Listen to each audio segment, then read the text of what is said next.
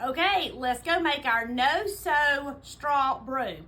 But first, always remember to share this so it will save to your profile and you can find it when you're looking for it again later. I started with this cute thing. I know it's a plunger, but it's still precious. Amazon, linked in the caption if you're looking for it. And some 10 millimeter jute rope, also linked in the caption if you're looking for it.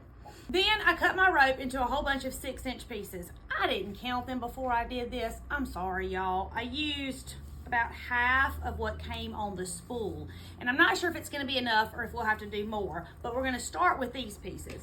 After I cut it into 6-inch pieces, then I took it and pulled it apart, like this. So now you have a whole bunch of these pieces. Now I'm gonna glue these. I'm gonna glue them to the plastic part of the plunger right here.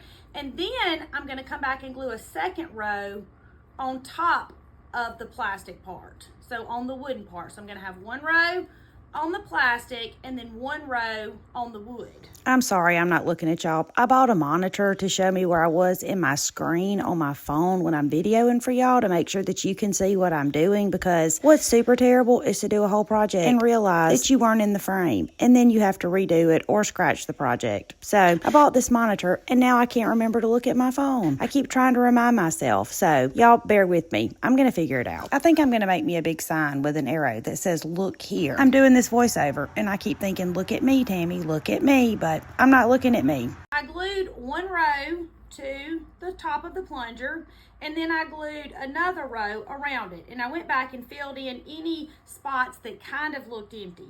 Now I'm going to take a rubber band and put it around here just to try to help hold it while I pull these apart.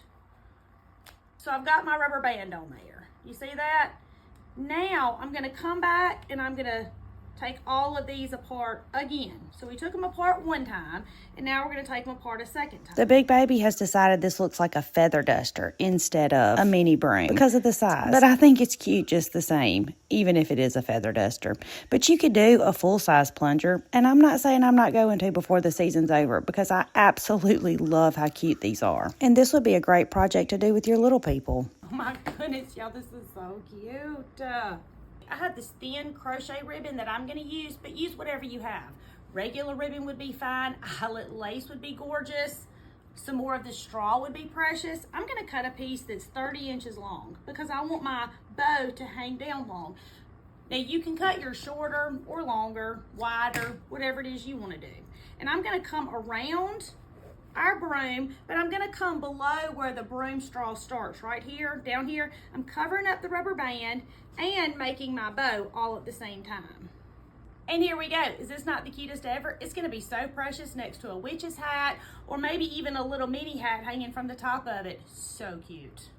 So you could make yours fuller with more string. You could make it not quite as full with less string. You could make it longer or shorter by cutting your pieces longer or shorter, or you could make it on a full-size plunger. And I'm not totally sure I'm not going to do that before the end of the season.